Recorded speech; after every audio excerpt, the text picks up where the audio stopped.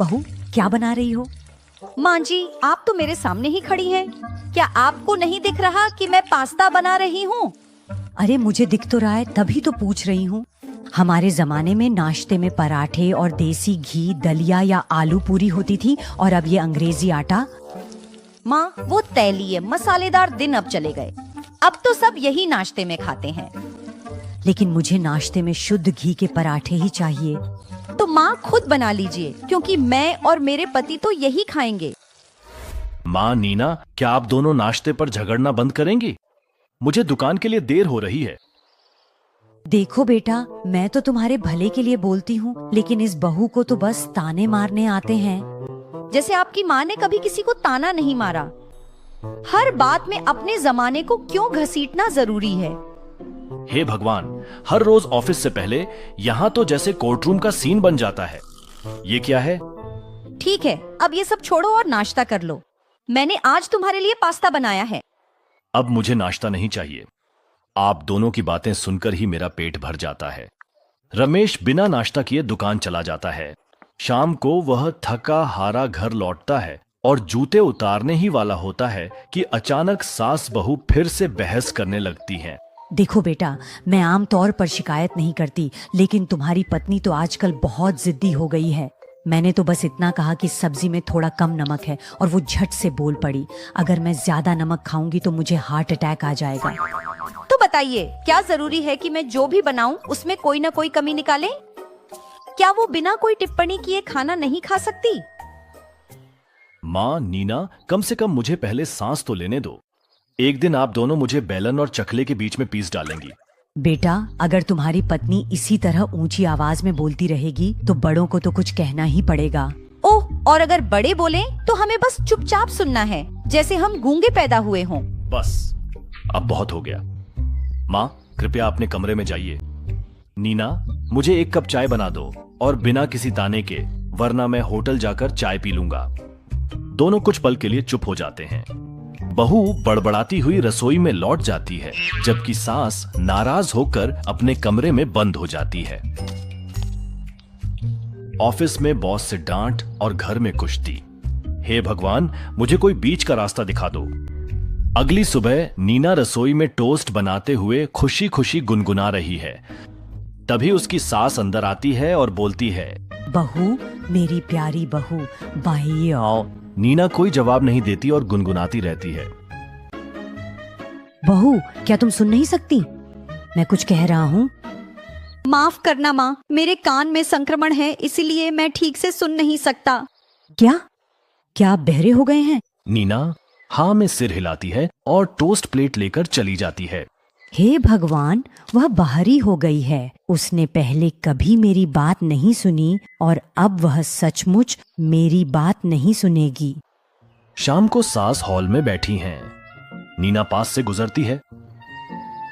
बहू, रात के खाने में मूंग दाल बनाओ। तली हुई चीजों से बचें, मुझे गैस की समस्या हो जाती है। बाद में जब सब लोग रात के खाने के लिए बैठते हैं तो सरला टेबल पर आलू पराठा और आम का अचार देखती हैं और गुस्से से भर जाती हैं। ये क्या है? मैंने साफ साफ कहा था कि तली हुई चीजें नहीं चाहिए। क्या माँ? क्या आपने कुछ कहा?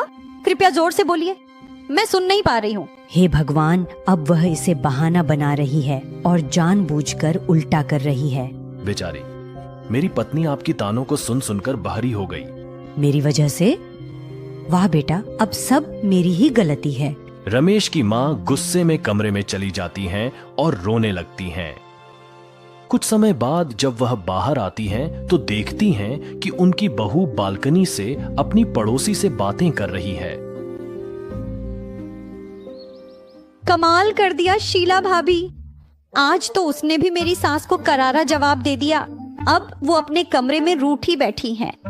अब इसके बाद वो मुझे ताना मारने से पहले 100 बार सोचेंगी। ये आइडिया तो कमाल का रहा। ओह, तो यही सच्चाई है? सब कुछ एक नाटक था। अब मैं उसे दिखाऊंगी।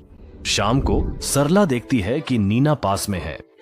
वह तुरंत फोन पर बात करने का नाटक करने लगती है। हाँ, मैं समझ गई। मैं आज ही अपनी बहू की चाय में वो चीज मिला दूंगी। उसके बाद सब कुछ ठीक हो जाएगा। हे भगवान, मेरी सास मुझे झड़ देना चाहती है। शाम होते होते सास एक कप चाय लेकर आती है और प्यार से अपनी बहू को देती है। बहू देखो, मैंने ये चाय खास तुम्हारे लिए बनाई है। नहीं नहीं, मैं वो चाय नहीं पी रही हूँ। नीना देखो, मम्मी ने कितने प्यार से तुम्हारे लिए चाय लाई है। तुम ऐसे मना क्यों कर रही हो? चलो अब चुपचाप चाय पी लो। नहीं नहीं, मैं नहीं पीऊंगी। मम्मी जी ने इसमें कुछ मिला दिया है। वो मुझे मारना चाहती हैं। नीना तुम क्या कह रही हो?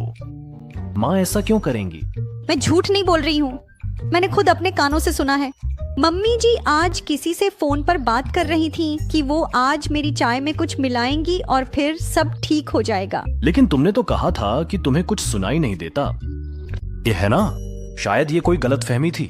मेरे कानों में कोई दिक्कत नहीं है, मैं सब कुछ बिल्कुल साफ साफ सुन सकती हूँ। देखा बेटा, कैसे वह हम दोनों को बेवकूफ बना रही थी। मैंने यह सच सामने लाने के लिए किया था और देखो सच तुम्हारे सामने है। नीना तुमने मुझसे झूठ बोला, ये बहुत गलत किया तुमने। नीना शर्म से सिर झुका लेती है, जबकि उसकी सास अंदर ही अंदर बड़ी मुस्कान के साथ चली जाती है। बहुत अच्छा लगा, अब मैं सच में उसे सबक सिखाऊंगी। अगले दिन नीना अपनी सास के पास दोपहर के खाने के बारे में पूछने जाती है। मम्मी जी आज दोपहर के खाने में क्या बनाऊं? सास बिना कोई जवाब दिए चुपचाप बैठी रहती है। अरे मम्मी जी, मैं कुछ पूछ रही हूँ, आप कुछ बोल क्यों नहीं रही हैं? सास अपने गले और मुंह की ओर इशारा करती है, यह दिखाते हुए कि उनकी आवाज चली गई है। क्या आपकी आवाज चली गई? हे भगवान, क्या हुआ? सुनो जल्दी आओ, देखो मम्मी जी को क्या हो गया है। अब क्या हुआ नीना? आज तो कोई बहस भी नहीं सुनी तो तुम क्यों चिल्ला रही हो? माँ ने अब क्या कर दिया? तुम्हारी माँ की आवाज चली गई है, वो किसी भी बात का जवाब नहीं दे रही हैं। अब मैं क्या बनाऊं? किराने का सामान कहाँ है? पूछने के लिए बहुत कुछ है। अगर वो ऐसे ही गूंगी रही तो हम कैसे संभालेंगे? कल तक मेरी पत्नी बाहरी थी और आज मेरी माँ गूंगी हो गई हैं। वाह, बस यही चाहिए था मुझे। खैर, कम से कम अब तुम उनकी तानों से तो आजाद हो गई हो। वो जरूर बदला ले रही हैं, लेकिन मैं उनकी बहू हूँ। मैं इसका सच पता लगा कर रहूंगी। उस रात नीना रमेश के पास बैठी धीरे धीरे बड़बड़ा रही है। तुम्हारी माँ सबको बेवकूफ बना रही है, वो मुझसे बदला ले रही है। ओह बस करो नीना, छोड़ दो अब। मेरी माँ तुम्हारी तरह नहीं है। वो तो मेरी बात पर यकीन ही नहीं करता। लगता है अब मुझे खुद ही कुछ करना पड़ेगा। अगले दिन जब सरला अपनी अलमारी खोलती है तो उसमें से एक सांप गिरता है और वह जोर जोर से चिल्लाने लगती है। सांप सांप, कोई मेरी मदद करो। मम्मी जी, ये नकली सांप है, मैंने इसे वहाँ इसलिए रखा था ताकि आपका झूठ सबके सामने आ जाए। माँ, मैंने आपसे ये उम्मीद नहीं की थी। आपने भी हम सबसे झूठ बोला। अब से तुम दोनों लड़ो झगड़ो, जो करना है करो, लेकिन मैं अब किसी की भी बात पर यकीन नहीं करूंगा। और अगर तुम दोनों ने फिर से झगड़ा किया तो मैं हमेशा के लिए ये घर छोड़ दूंगा, समझ गए? और मैं इस बारे में बिल्कुल गंभीर हूँ। हे भगवान, मुझे बचाओ। रमेश गुस्से में बाहर चला जाता है, जबकि सास और बहू एक दूसरे को देखकर मुस्कुराती हैं। उसके बाद उन्होंने फिर कभी झगड़ा नहीं किया।